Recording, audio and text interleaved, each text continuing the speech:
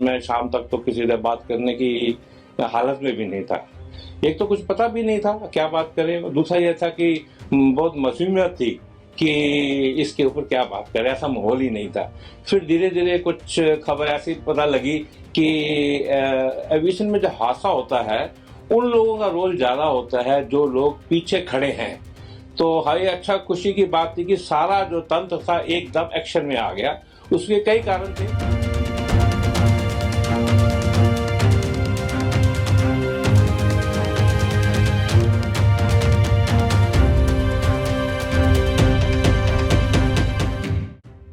ने अपना रोल बहुत अच्छा करा कि एकदम इस इश्यू को सेंसिटाइज कर दिया।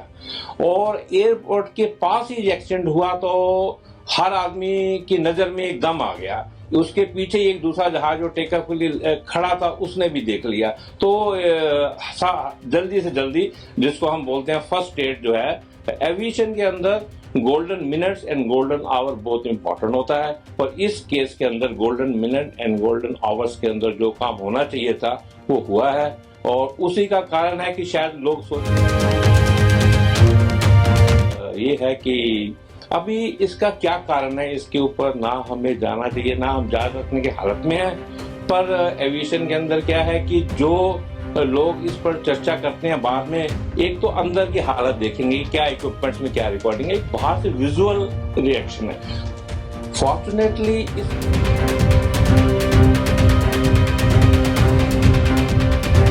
इसके विजुअल के अंदर वीडियो रिकॉर्डिंग बहुत अच्छी एक अवेलेबल है। तो उससे हमें पता लगता है कि जहाज ने टेक ऑफ करा है, टेक ऑफ करते ही वो क्लाइंब करने की कोशिश कर रहा है। उसका जो पोज है क्लाइंब क्या है, पर क्लाइंब नहीं कर पा रहा है। उसका मतलब क्या है कि उसको कहीं से पावर नहीं मिल रही है। लोगों ने उसके कई अंदाजे लगाए हैं। कोई कह रहे थे कि बर्ड हिट है, अब शायद लोग उसको बर्ड हिट से पीछे हट रहे हैं, क्योंकि अगर वीडियो रिकॉर्डिंग है तो उसमें कोई फ्लॉक ऑफ बर्ड्स नजर ही नहीं आ रही है। और दूसरा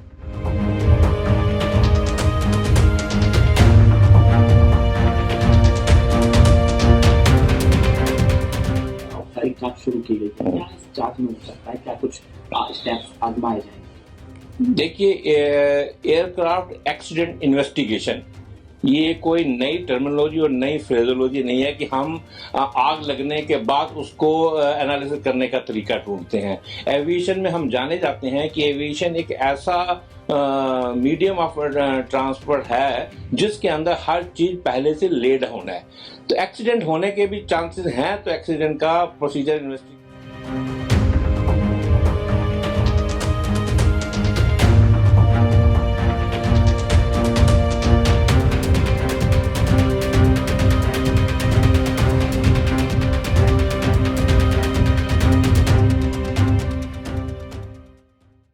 बहुत दुखद समाचार है।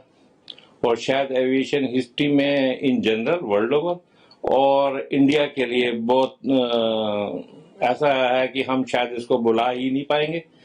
चरखी दादरी का एक इंसिडेंट हुआ था तो बड़े सालों तक हम उसको याद करते थे और हम कहते थे कि वो सबसे ज्यादा डिजास्टरस हैरोनियस इंसिडेंट था। शायद अब ये इसने उसकी जगह ले ली है। और आपसे बात कर रहा हूँ, शायद कल मैं शाम तक तो किसी से बात करने की हालत में भी नहीं था। एक तो कुछ पता भी नहीं था क्या बात करें, दूसरा यह था कि बहुत मासूमियत थी कि इसके ऊपर क्या बात करें, ऐसा माहौल ही नहीं था। फिर धीरे धीरे कुछ खबर ऐसी पता लगी कि एविएशन में जो हादसा होता है उन लोगों का रोल ज्यादा होता है जो लोग पीछे खड़े हैं। तो हाई अच्छा खुशी की बात थी कि सारा जो तंत्र था एकदम एक्शन में आ गया। उसके कई कारण थे। मीडिया ने अपना रोल बहुत अच्छा करा कि एकदम इस इश्यू को सेंसिटाइज कर दिया। और एयरपोर्ट के पास ही एक्सीडेंट हुआ तो हर आदमी की नजर में एकदम आ गया। उसके पीछे एक दूसरा जहाज जो टेक ऑफ के लिए खड़ा था उसने भी देख लिया। तो जल्दी से जल्दी, जिसको हम बोलते हैं फर्स्ट एड, जो है एविएशन के अंदर golden minutes and golden hour बहुत इंपॉर्टेंट होता है। और इस केस के अंदर golden minute and golden hours के अंदर जो काम होना चाहिए था वो हुआ है। और उसी का कारण है कि शायद लोग सोच रहे हैं कि हमारे देश में एक संस्था जो है वो रिएक्ट कर सकती हैं इन दी टाइम ऑफ क्राइसिस। और फिर शाम को चलते चलते एक अच्छी खबर ये मिली कि आदमी सोलो सर्वाइवर भी है। और मेरी जिंदगी का शायद एक दूसरा इंस्टांस है कि इस टाइप के एक्सीडेंट्स में कोई सरवाइव करे। 70s के अंदर मैं एक दूसरी ऑर्गेनाइजेशन में काम करता था, उस टाइम एविएशन में नहीं था, तो मेरे आदमी ऑफिस में एक आदमी आता था और वो कहता था कि सर ये अमेरिका में एक्सीडेंट हुआ तो उसमें मैं सोलो सर्वाइवर था, और हम बिलीव नहीं करते थे। आज हमने अपनी आंखों से देखा है, तो इससे ये भी पता लगता है कि there is a super power, there is a god who comes to the rescue of the people who deserves it. And ये है कि अभी इसका क्या कारण है, इसके ऊपर ना हमें जाना चाहिए, ना हम जांच रखने की हालत में है। पर एविएशन के अंदर क्या है कि जो लोग इस पर चर्चा करते हैं बाद में, एक तो अंदर की हालत देखेंगे क्या इक्विपमेंट्स में क्या रिकॉर्डिंग है, एक बाहर से विजुअल रिएक्शन है। फॉर्चुनेटली इसके विजुअल के अंदर वीडियो रिकॉर्डिंग बहुत अच्छी एक अवेलेबल है, तो उससे हमें पता लगता है कि जहाज ने टेक ऑफ करा है, टेक ऑफ करते ही वो क्लाइम करने की कोशिश कर रहा है, उसका जो पोज है क्लाइम क्या, पर क्लाइम नहीं कर पा रहा है। इसका मतलब क्या है कि उसको कहीं से पावर नहीं मिल रही है। लोगों ने उसके कई अंदाजे लगाए हैं, कोई कह रहे थे कि बर्ड हिट है, अब शायद लोग उसको बर्ड हिट से पीछे हट रहे हैं, क्योंकि अगर वीडियो रिकॉर्डिंग है तो उसमें कोई फ्लॉक ऑफ बर्ड्स नजर ही नहीं आ रही हैं। और दूसरा फिर ये लोग ये भी कह रहे हैं कि उसका फ्लैप डाउन था, फ्लैप ऑफ था। वो बड़ी इतनी पैनी नजर किसकी है मेरे को पता नहीं है, पर जब तक ये इन्वेस्टिगेशन नहीं होती तब तक इसके ऊपर हमें होल्ड करना चाहिए। और हमारे लोग बड़े सक्षम है इन्वेस्टिगेशन करने में, डीजीसीए, आईक्यू, सब एजेंसी, इंटरनेशनल एजेंसियां हैं, और बड़ा सेट ग्लोबल प्रोसीजर है जिसके तहत इसको करा जाएगा। तो हमें आई थिंक टाइम के साथ इसको समझाना चाहिए।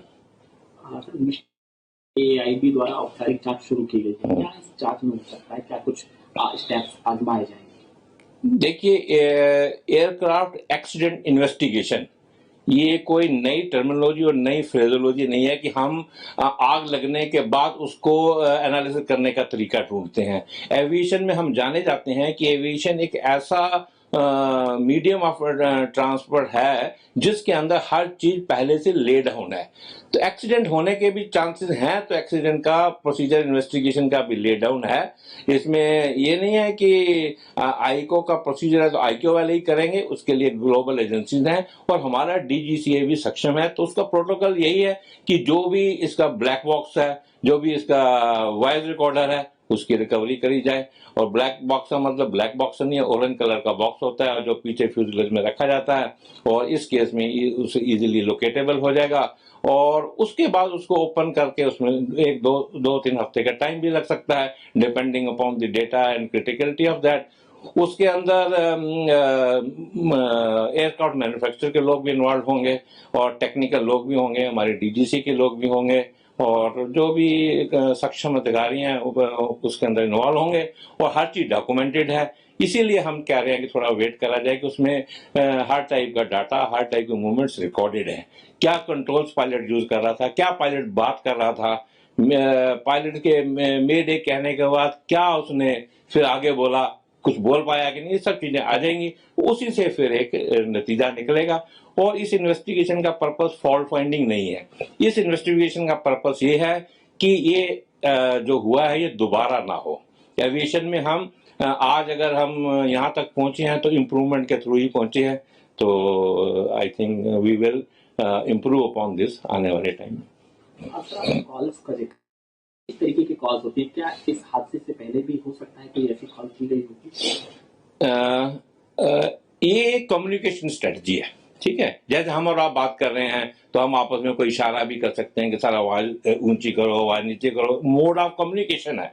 और मोड ऑफ कम्युनिकेशन में क्या होता है कि पायलट एक बात कर रहा है और टावर के अंदर जो लोग बैठे हैं वो कई लोगों को साथ बात कर रहे हैं, तो उसकी अटेंशन ड्रा करने के लिए कुछ फ्रेजोलॉजी बनाई गई है। आपने जिक्र करा पैंग पैंग, अगर तो देखिए मेरे को छोटी सी एक प्रॉब्लम है, मेरा कोई इंजन बंद हो गया है, मेरा कोई स्मोक नजर आ रहा है, या कुछ हल्की सी प्रॉब्लम है जिसका हल मेरे पास कोई एडवाइस करेगा तो निकल आएगा, तो मैं पैंग पैंग करता हूँ, राइट। पैंग पैंग कॉल का मतलब ये है कि टावर मेरे को सुने, मेरे आसपास के लोग जो भी उस फ्रिक्वेंसी में सुन रहे हैं सुने, एक दूसरे की मदद करें, तो पैंग पैंग हो गया। उसके बाद अगर शिप में होते हैं तो SOS कॉल बहुत पुराना हमें मालूम है, तो उसमें सेव अवर सोल्स, शिप वाले सेव अवर सोल्स बोलते हैं। इसी के पैरेलल एविएशन के अंदर मेडे मेडे मेडे बोला जाता है, और मेडे मेडे 3 बार ही बोलना जरूरी समझा जाता है कि उसको ये ना लगे कि इसने गलती से बोल दिया है, तो वो भी एक कोड है, मेडे मेडे बोलते हैं। और जब आप पायलट मेडे मेडे कॉल कर देता है, उसके बाद जो लोग उसको सुन रहे हैं, खास करके जो टावर में लोग बैठे हैं, उनका ये है response to him, the sky is yours. The moment he gives a made a call, people in the tower give him the power. The sky is yours. Now, sky is yours means that pilot has been given that frequency dedicatedly. जिस पर उसने made air call करा, उस frequency को seize करके खाली उसी को डेडिकेट कर देते हैं और बाकी फ्लाइटों को दूसरी फ्रिक्वेंसी में ले जाते हैं. और जितनी भी फ्लाइट है उसके जोन में है, सबको डाइवर्शन दे दिया जाता है, उसको क्लियर फील्ड टू लैंड और टू मैनेवर दे दिया जाता है. तो यही हेल्प कर सकते हैं. इस केस के अंदर मेरे कॉल तो जरूर सुनी गई है, पर उसके बाद रिएक्ट करने का शायद टाइम ही नहीं मिला. और ये अगेन एक इन्वेस्टिगेशन का मामला रहेगा कि मेरे कॉल लेट हुई और मेरे कॉल के बाद उसको टाइम ही नहीं मिला, क्या हुआ, ये सब इन्वेस्टिगेशन के मामले. पर ये एक प्रोटोकॉल मैंने आपको बताया, आपने पूछा था. अगेन ये बहुत लोग पूछते भी हैं, पर मैं ये कह दूं कि एविएशन में जो भी होता है सेट मानकों के ऊपर ही होता है. राइट. फ्यूल ज्यादा था, ठीक है, अच्छी बात है, पर ज्यादा इतना नहीं था कि उसकी कैरिंग कैपेसिटी में नहीं था. ठीक है, उसके पास इतना फ्यूल था जितना उसकी सक्षमता में है. ठीक है, सपोज करो मैं एक आदमी 30 किलो की बोरी उठा सकता है, मैं उस पर 100 किलो की डाल दूं तो ठीक है, वो दब जाएगा. अगर 30 किलो की उसकी क्षमता है उठाने की, तो 30 किलो दे रहा हूं तो उसको कोई शिकायत नहीं होनी चाहिए. ऐसे ही जहाज के अंदर फ्यूल कैसे लोड किया जाता है. ठीक है, लोग कहें कि 1,20,000 टन वगैरह, सुनने में तो बड़ा नंबर लगता है, पर जहाज में फ्यूल कैसे लोड किया जाता है. पहले जहाज का लोड फैक्टर, जब जहाज पूरा लोड हो जाता है, पूरा कार्गो लोड, बेली कार्गो लोड हो जाता है, उसके बाद उसको पायलट को ट्रिम शीट दी जाती है. ट्रिम शीट के अंदर लोड की बैलेंसिंग और लोड की क्वांटिटी तय हो जाती है. उसके बाद पायलट बोलता है कि अब मेरे को फलाने डेस्टिनेशन पर जाना है और इतना फ्यूल की मेरी रिक्वायरमेंट है, इतना मैं किसी इमरजेंसी के लिए स्ट्रेटेजी उसको लेना ही पड़ता है. जहां आप जा रहे हैं उसके लिए रिटर्न फ्लाइट का आपको फ्यूल लेके ही जाना है. फ्लाइट की शेड्यूल ऐसी ही होती है. फॉर्चुनेटली और अनफॉर्चुनेटली ये फ्लाइट थी, लॉन्ग डिस्टेंस फ्लाइट थी, लंदन तक जा रही थी, यूके तक जा रही थी, और फिर नॉन स्टॉप फ्लाइट थी, तो फ्यूल तो उसको पूरा लेके ही जाना, रास्ते में गैरी फिलिंग होनी है, इसलिए वो नंबर सुनने में ज्यादा लगता है. पर ऐसा नहीं है कि उस फ्यूल की वजह से उसमें कुछ उसको भारी महसूस हो रहा था, ऐसा कुछ नहीं. घटना के बाद अमेरिकी अधिकारियों का बयान आया, उन्होंने कहा बोइंग 787 को तत्काल ग्राउंड करने का कोई कारण नहीं है. बिल्कुल ठीक बोला उन्होंने, उनका बोलने का ये धर्म है. ठीक है ना, अगर मैं कोई चीज बना रहा हूं तो मैं ये थोड़ा बोलूंगा कि इसका कोई कारण नहीं है इसको रोकने का, बंद करने का. पर हमें हर चीज के लिए उसकी हिस्ट्री, उसके स्टैटिस्टिक्स में जाना चाहिए. ठीक है, बहुत साल पहले, आई थिंक 2013 के आसपास इंसिडेंट हुआ था जिसमें कोई प्रॉब्लम आई और फिर बैटरी के इश्यूज थे, तो उसको एयर फ्लीट को ग्राउंड करा ही गया है. उसके बाद फिर एक प्रॉब्लम आई, उसके अंदर शायद उसकी कुछ सॉफ्टवेयर का इशू आया और सॉफ्टवेयर की फिर प्रॉब्लम रिजॉल्व हो गई. फिर उसके बाद शायद उसका कोई कंपोजिट मटेरियल की प्रॉब्लम आई, वो भी रिजॉल्व हो गई. अब उसके बाद क्या प्रॉब्लम आई है, सब प्रॉब्लम तो हमें नहीं पता है. और ऐसी न्यूज भी आ रही है कि Boeing company under the carpet कुछ कर भी सकती है, हुआ भी है. और इस टाइप की बातें आजकल इंटरनेट में ओपन का जमाना है और बहुत सारी इधर उधर घूम भी रही हैं. तो इसलिए उस आदमी का कहना कि इसको ग्राउंड करने की कोई कारण नहीं है, हमें किसी दूसरे आदमी से सेकंड ओपिनियन, थर्ड ओपिनियन लेके ही इसके ऊपर बात करनी चाहिए. We regret to inform that of 242 airborne, there are 241 confirmed fatalities. How do you see this? In the first instance, I must tell, I was very happy when I saw this news from the Air India itself. That shows that there is a change in the aviation management, because we say in aviation, I am from the PR fraternity, I feel the first rule of the PR is that you inform your stakeholder that this has happened. And though people say it has been said in a very template manner, no problem. But at least they have informed. So golden seconds and golden minutes, they are very well utilized. I appreciate their decision that they have informed. And of course, informing that you should not create a panic. And they have reported this in a very honorable and sensible manner to the stakeholders. Yes, this accident has happened and this is the state of it. And that's what you can do at that moment. I appreciate that. They have done that. Sir, what do you think could be the reason And I have been speaking to many people. This is not the time. We are not equipped as professionals from the aviation. We are not equipped to comment on that at this stage. But there are some things which are visible. And fortunately, unfortunately, there is a lot of visibility has come into the focus because of the social media things. Nowadays, everywhere you see that ऊपर वाला देख रहा है, तो कोई ना कोई आदमी वीडियो कैप्चर कर रहा है, and we have seen ample number of videos rolling in the social media, and some are very useful, and they give us an insight into what has happened. And one of the video clearly show that flight has taken off and flight is trying to take off, but because the pose of the flight is to take off, but the flight is not being able to lift. That shows that the pilot had some trouble with powering it to lift. So power issue is one of the issue. And then people say that it could be bird strike also. Yes, it could be. But again, I had said on another channel also, since there is no visibility of bird flocks, and we can rule that also. And third point, someone has said that there are some issues of flags. I don't think with the naked eye anybody can see the movement of flags.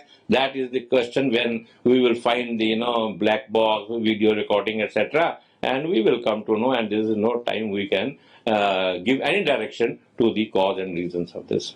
Sir, Civil Aviation Ministry has been initiated AIIB in the line of international protocol set by the ICAO. Right. Again, I must compliment the aviation minister. He is very dynamic, he is very active, and he acts very spontaneously. Not only he cut down his program and moved to the situation, and he has not been hiding the media. He has openly told this media, and even Prime Minister also took a note of it, and he mentioned that Prime Minister had been calling. That means a bell has been rung at the highest level. And yes, he is right. There are procedures, protocols to do the accident investigation, and it will be done at the ICAO protocol. It doesn't mean that ICAO will do it, but then there are agencies, our very capable agency, DGCA is there. They will undertake, and they will take the help of manufacturers, they will take the help of all other agencies, and black box is easy to look at. I personally feel in this situation because tail is very well protected. It is seen in this way this video, it is intact. Generally it is light or there. And black box is not black box. I always say it is orange color box. So easily visible and traceable. That's why color is given to orange, but it is still called black box. So I see that he is right in his statement that we will undertake this state inquiry promptly. But here I will request everybody that report should come as early as possible because stakes are very high, right? Stakes are very high. 787. This statement is welcome. We should believe them. But since it is coming from themselves, Boeing itself, I personally feel that a second person, third person should say that we will believe more because there has been a lot. We had been talking about this aircraft. This aircraft is very good aircraft. It is very economical. 20 to 25% fuel economical, 30% is space economical, and its cockpit is very intuitive.